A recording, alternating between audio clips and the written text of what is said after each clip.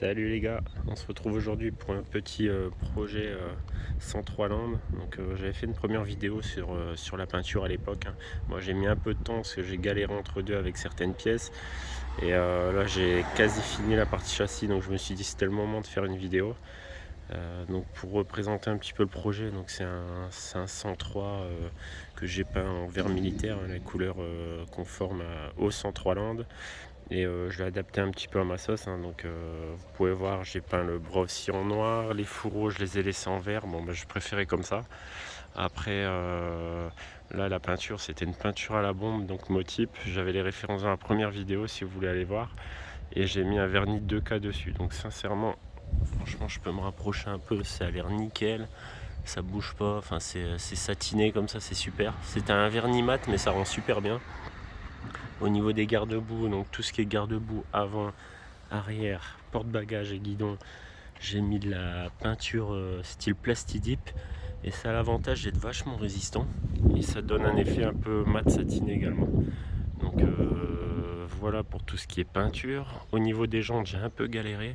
J'ai voulu me lancer dans tout ce qui est refabrication de jantes aujourd'hui, hein. J'ai récupéré des moyeux neufs, rayons neufs, cerclages neufs qui font aujourd'hui chez VSX en profil GT. Je les ai assemblés moi-même, seulement je savais pas les régler. Et là j'ai galéré à trouver quelqu'un qui pouvait me les régler. Donc grâce au groupe Facebook de Mobilette, j'ai trouvé quelqu'un qui a pu me les régler. Et j'ai enfin pu monter la partie châssis, on va dire. Donc les soufflets, je suis un petit peu déçu, c'est un peu trop brillant à mon goût, j'ai dû les couper un petit peu s'ils étaient trop longs, je pense que je me suis planté au niveau des références. Moi je les changerai après coup, c'est pas grave. Mais bon, dans l'ensemble ça rend plutôt bien. Il me reste le phare arrière Mali à installer. Et après un phare avant que j'essaie de trouver là qui est compliqué. Le compteur, j'avais un compteur d'époque que j'avais récupéré, donc j'ai réinstallé dessus avec la platine qui va bien.